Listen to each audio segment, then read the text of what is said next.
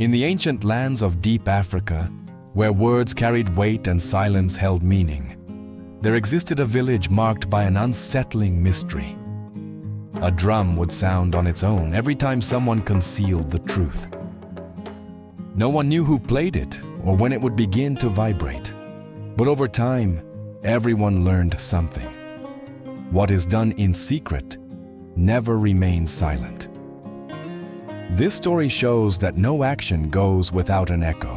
The village stood beside a slow-moving river, surrounded by tall trees and red earth. There lived Kofi, a simple man with steady hands and a calm gaze. He was neither chief nor warrior, just an artisan who repaired nets and tools.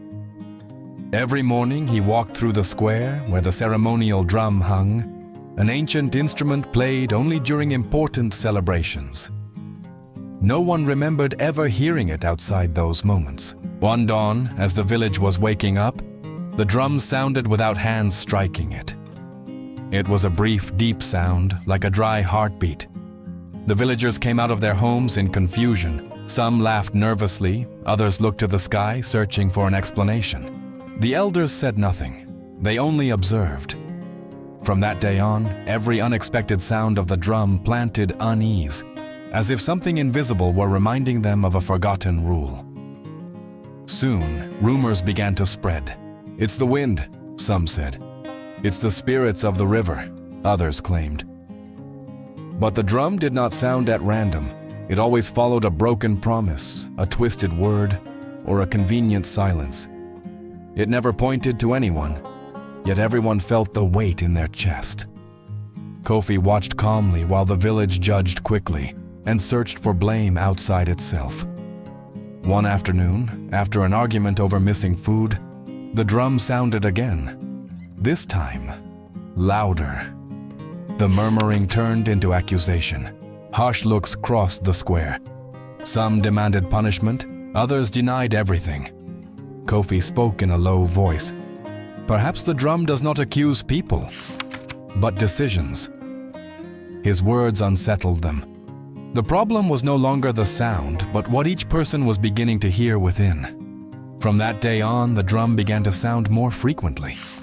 It was not constant, but it was no longer rare. Each time someone exaggerated a fact, hid a small fault, or avoided saying what was necessary, the sound appeared. It was not a violent strike, but a deep vibration that traveled through the village. Many began to measure their words. Others pretended not to hear it, even though the echo seemed to follow them back to their homes. The atmosphere changed.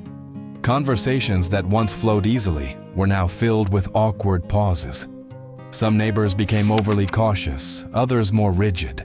"The drum is dividing the village," they said. The instrument was blamed for bringing disorder. No one wanted to admit that the unrest did not come from the drum, but from what it forced them to face. Kofi continued to observe, aware that something greater was taking shape.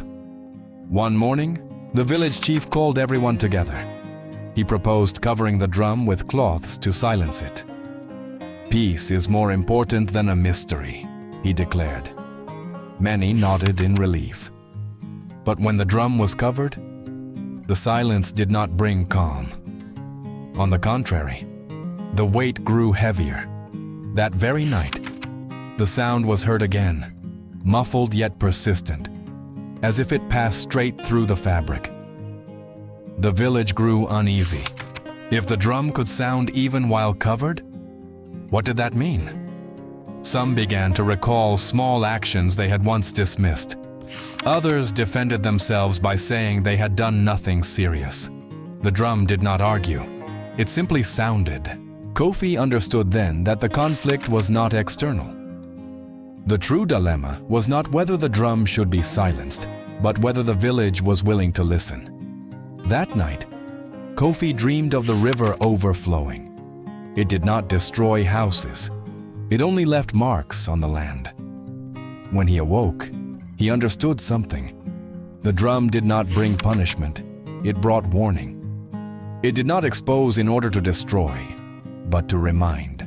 Yet the hardest test was still to come. the one that would place the village before a truth it could no longer avoid. As the days passed, the drum stopped sounding for obvious actions and began to do so at unexpected moments, sometimes during a forced smile, other times after a prolonged silence. The village became an uncomfortable mirror. No one could clearly point to the cause, but many began to feel watched by their own conscience. The mystery was no longer in the drum, but in every everyday gesture.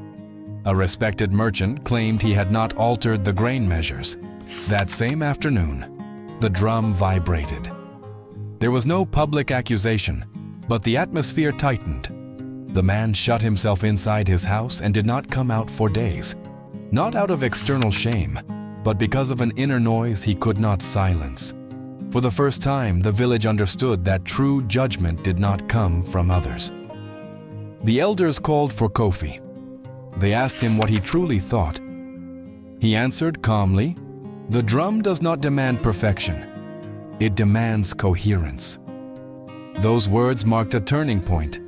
Some felt relief. Others felt resistance. Because being coherent meant acknowledging small faults that had always been justified. The drum did not ask for public confessions, it asked for inner alignment. Then something different happened. The drum sounded when no one had spoken. There was no argument, no deal, no promise, only silence. The sound was long and deep. The village stood motionless. How could it sound if no one had said anything? The answer began to unsettle everyone. Perhaps it did not resonate only for false words, but for truths that were being avoided. That was the point of no return. The village understood that it was not enough to guard what was said, but also what was withheld for convenience. The drum had crossed a threshold. It no longer pointed to visible actions, but to hidden intentions. From that moment on, no one ever heard the sound in the same way again. The story could no longer return to its beginning. For a time, the drum fell silent. Many thought everything was over. The village breathed a sigh of relief and returned to its routine. Conversations came back, laughter too. But something was different. The calm was not light, it was tense. Like a still lake before a storm, Kofi knew that this silence did not mean peace, but waiting. The drum had not disappeared, it was only watching. The true test came when the village faced scarcity. Food poorly distributed, rushed decisions, urgent justifications. The chief made agreements in private, for the good of all. No one objected publicly. That night, the drum sounded with a force never heard before. It was not brief, it was continuous. The sound passed through the houses like a question impossible to escape. The village came out in silence. No one shouted, no one accused. Everyone understood that something deep had been broken. Not a visible rule, but an invisible agreement. Kofi stepped forward into the square and said, "When fear decides for us, the truth is always left out." His words did not point to a person, but to a collective choice that no one wanted to name. Some called for the drum to be removed forever. Others wanted it destroyed. "It's too much," they said. "It exposes us." The chief hesitated. For the first time, authority appeared fragile. The drum continued to sound, not as a threat, but as a reminder. The village stood before its decisive moment. Silence the sound or face what was causing it. Then the final turn came. The chief stepped forward and spoke with a firm voice, acknowledging what he had hidden. It was not long, it was not dramatic, but it was honest. In that instant, the drum stopped. The silence that followed was not heavy, it was clean. Everyone understood that the sound was not meant to humiliate, but to restore what had been twisted. After that confession, no one applauded or celebrated. The village remained silent, but it was not the same silence as before. It was a light silence, like the air after rain has cleared. Many lowered their gaze, not out of shame, but out of recognition. They understood that the drum never demanded perfection, only truth, and that listening had always been harder than speaking. As the days passed, something changed without the need for new rules. Decisions were made with greater care. Words were spoken fully, or not spoken at all. When someone failed, the drum no longer sounded immediately, as if it were waiting, as if it now trusted. Kofi watched the river and understood that moral responsibility is not born from fear, but from awakened conscience. The drum sounded only a few times after that, not because the village became perfect, but because it learned to correct itself before the echo. When it did sound, no one argued about the cause. Each person examined their own interior.